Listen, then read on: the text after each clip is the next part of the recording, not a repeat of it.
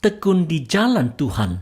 Refleksi pagi 509. Apa pujian Yesus Kristus kepada jemaat di Efesus di Wahyu 2 ayat 1 dan 2? Ini dia. Tuliskanlah kepada malaikat jemaat di Efesus, inilah firman dari Dia yang memegang ketujuh bintang itu di tangan kanannya dan berjalan di antara ketujuh kaki dian emas itu. Aku tahu segala pekerjaanmu, baik jerih payahmu maupun ketekunanmu. Aku tahu bahwa engkau tidak dapat sabar terhadap orang-orang jahat, bahwa engkau telah mencobai mereka yang menyebut dirinya rasul, tetapi yang sebenarnya tidak demikian, bahwa engkau telah mendapati mereka pendusta. Saudara-saudara, Kristus yang Maha Kuasa tahu akan segala pekerjaan jemaat di Efesus, termasuk jerih payah dan ketekunan dalam menangkal pengajar sesat. Pekerjaan baik untuk Tuhan haruslah dipelihara. Saudara-saudara, umat Tuhan harus sungguh berbahagia karena Yesus Kristus adalah Tuhan yang Maha Kuasa dan Maha Tahu, sehingga tidak ada sesuatu pekerjaan pelayanan dari gerejanya yang terluput dari perhatiannya. Di dalam penyertaan Kristus, umat Tuhan dimampukan untuk melakukan pekerjaan pelayanan secara tekun dan setia. Hanya saja, ada selalu tantangan dari orang-orang yang menyusup masuk ke gereja dengan ajaran dan kelakuan yang tidak sejalan dengan ajaran Kristus. Bisa saja mereka itu pengajar atau pemimpin umat. Seperti jemaat Efesus, jemaat Tuhan di masa kini harus tekun berjalan sesuai jalan Tuhan, karena itulah yang menjadi ciri-ciri jemaat Tuhan. Mari kita tetap berjalan di jalannya.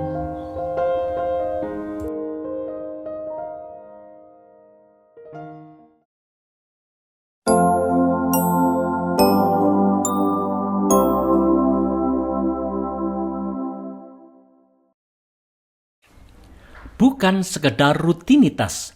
Refleksi pagi 510. Ada hal baik di jemaat Efesus yang dipuji Kristus, tetapi ada juga hal yang dicela. Mari lihat Wahyu 2 ayat 3 dan 4.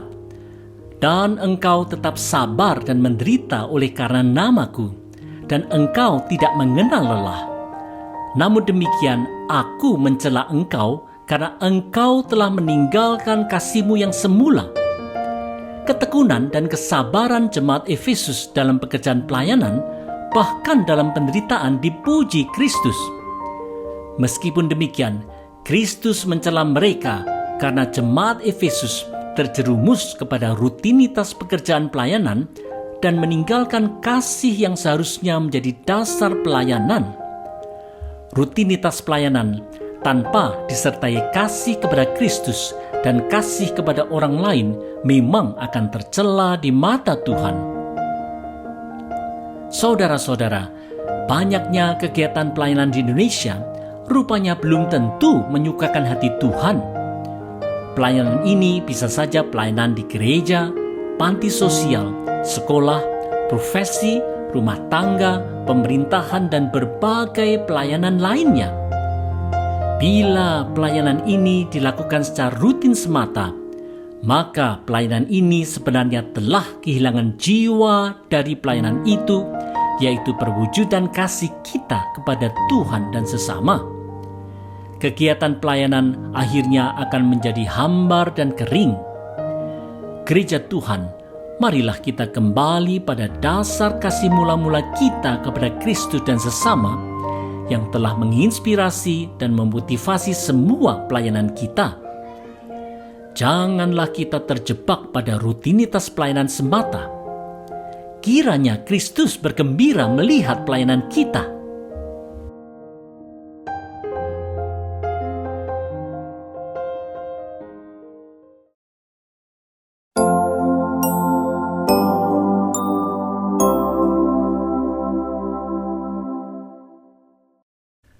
Berusaha melayani dalam kasih. Refleksi pagi 511. Walaupun jemaat di Efesus giat dalam pelayanan, tetapi mereka dicela Kristus karena mereka terjerumus pada rutinitas pelayanan dan kehilangan dasar kasih. Apa yang harus mereka lakukan? Ini perintah Kristus di Wahyu 2 ayat 5. Sebab itu, ingatlah betapa dalamnya engkau telah jatuh. Bertobatlah dan lakukanlah lagi apa yang semula engkau lakukan. Jika tidak demikian, aku akan datang kepadamu dan aku akan mengambil kaki dianmu dari tempatnya, jikalau engkau tidak bertobat. Saudara-saudara, jemaat di Efesus harus mengingat dosa mereka, bertobat dan berlaku baik. Bila mereka tidak mau bertobat dan berubah, Kristus akan menghukum dengan meniadakan keberadaan gereja yang tidak mau bertobat itu. Saudara-saudara, melakukan pekerjaan pelayanan Kristen sebagai rutinitas semata tanpa dilandasi oleh kasih adalah degradasi spiritual yang dalam di mata Tuhan. Peringatan keras dari Kristus ini tidak boleh dianggap sepele oleh gereja Tuhan di Indonesia. Institusi gereja yang didirikan oleh Kristus melalui turunnya Roh Kudus pada hari Pentakosta itu memang berbeda dengan institusi lain. Sebuah perusahaan besar bisa saja berkembang pesat tanpa berlandaskan kasih. Tetapi gereja Tuhan tidak akan berkenan di mata Kristus bila tidak ada kasih, sesukses apapun gereja itu di mata kita. Bila gereja hanya menjadi ajang cekcok semata dan kehilangan kasih, marilah kita bertobat dan kembali berusaha melayani dalam kasih.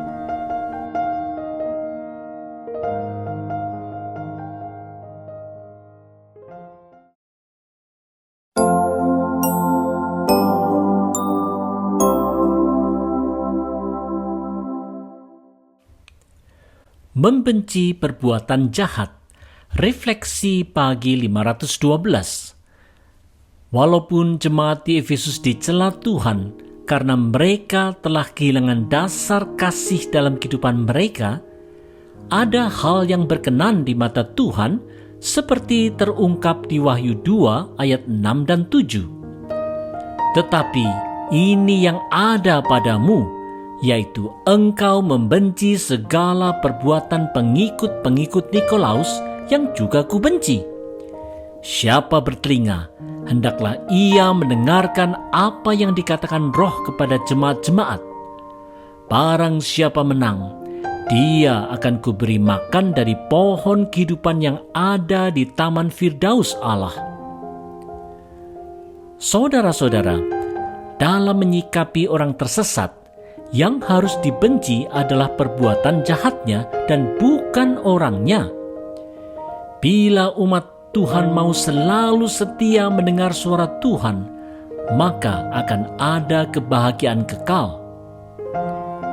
Saudara-saudara, pandangan teologi yang salah bisa saja membuat orang Kristen melakukan perbuatan yang jahat di mata Tuhan, seperti halnya pengikut Nikolaus di zaman dulu. Perbuatan jahat haruslah dibenci dan dihindari, tetapi orang yang melakukannya haruslah tetap dikasihi. Mungkinkah itu? Sikap Tuhan Yesus terhadap perempuan yang berzina di Yohanes 8 merupakan contoh sikap yang membenci perbuatan jahat tetapi mengasihi pelakunya. Di dalam penyertaan Roh, ketaatan mengikuti perintah Tuhan ini akan membawa kemenangan dalam kehidupan. Bergembiralah kita, karena ini juga berbuahkan masa depan yang penuh harapan bersama Kristus. Jadi, bencilah perbuatan jahatnya dan bukan orangnya.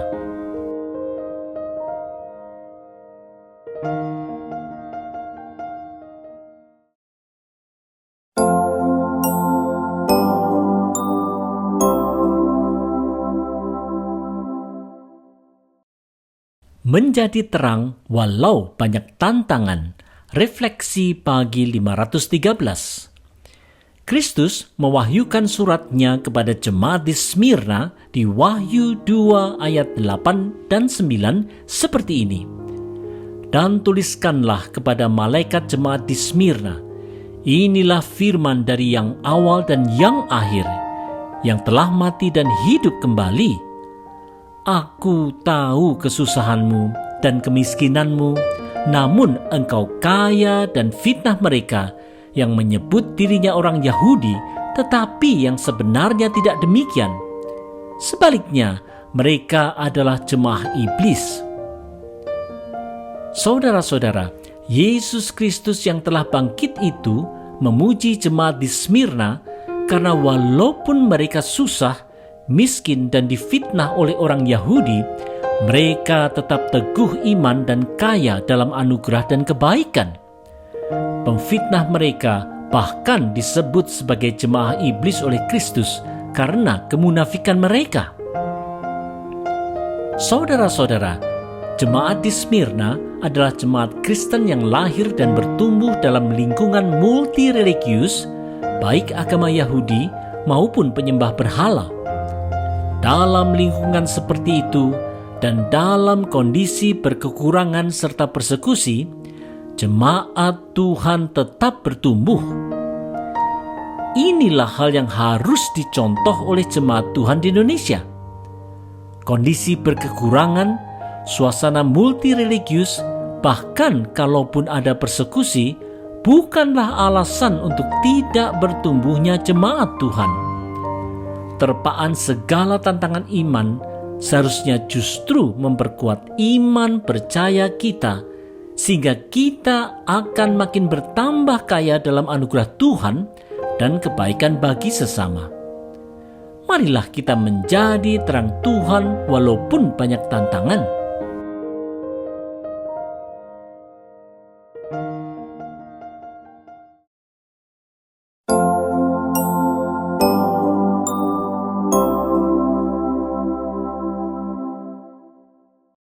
Tetap setia sampai akhir.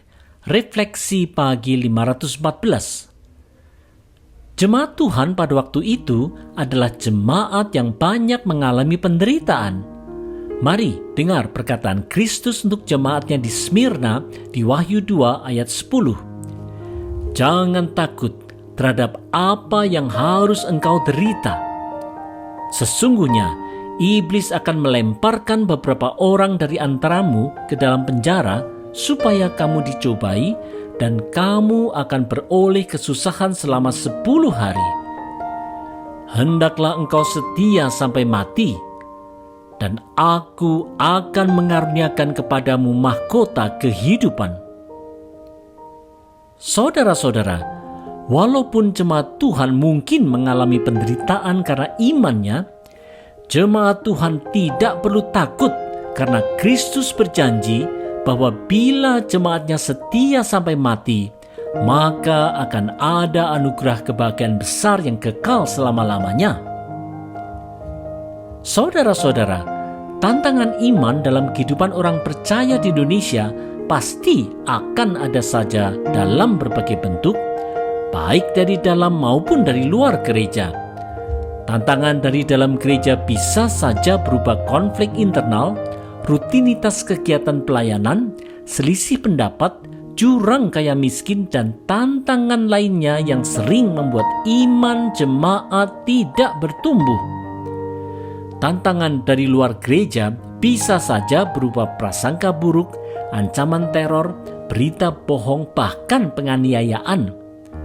Apapun tantangannya, Kristus tahu dan akan tetap setia menyertai kita dalam setiap pergumulan kita untuk tetap setia sampai akhir. Mari kita tetap berupaya menjadi terang Tuhan di mana saja, karena ada pengharapan akan kebahagiaan bersama Kristus kelak.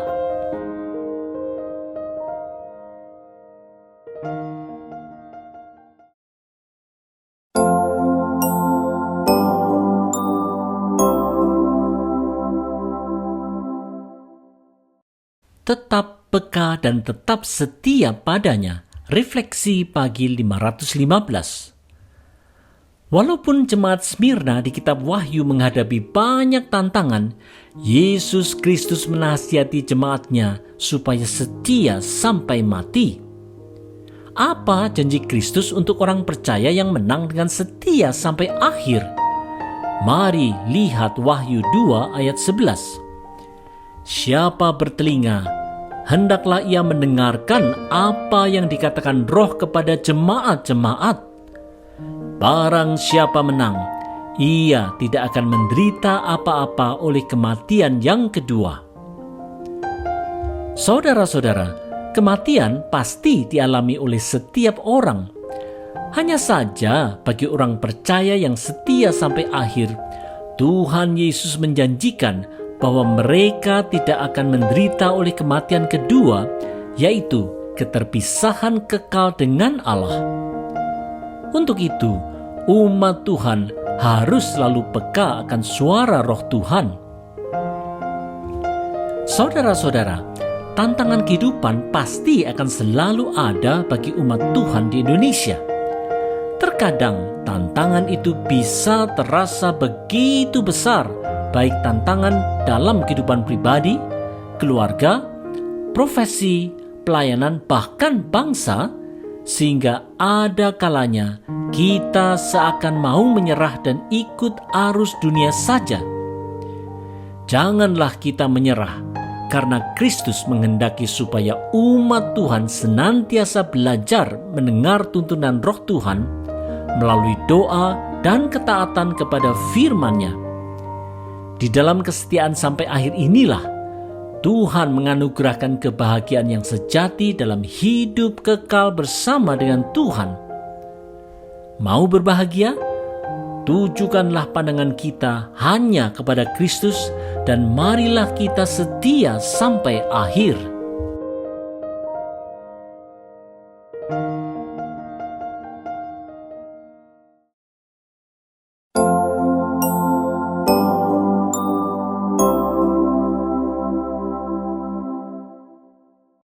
Tetap berpegang kepada Kristus.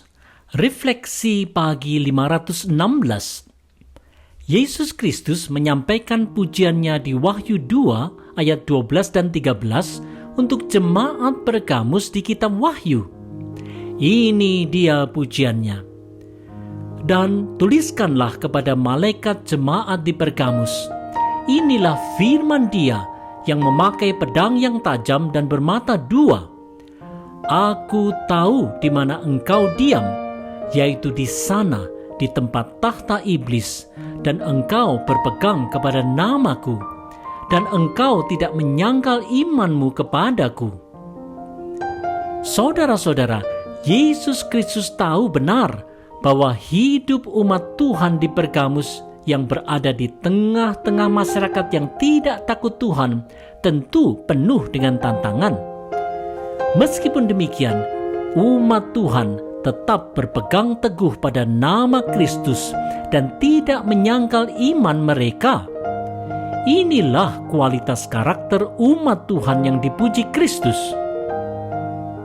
Saudara-saudara, bila Yesus Kristus menulis surat untuk jemaat Tuhan masa kini di Indonesia, apakah Kristus akan menemukan kualitas yang sama baiknya dengan jemaat Pergamus? Apakah umat Tuhan masa kini tetap berpegang pada Kristus serta tidak menyangkal iman percayanya? Di tengah gempuran materialisme, hedonisme, relativisme, dan pandangan dunia yang lainnya, orang Kristen Indonesia hendaknya tetap berpegang pada Kristus walaupun sering menderita dan mengalami kesulitan. Bisa saja orang menganggap bahwa orang Kristen bertindak sok suci saja. Jangan kecil hati. Gempuran tantangan iman ini harus dihadapi dengan keyakinan bahwa kita pasti kuat bila kita berpegang pada Kristus.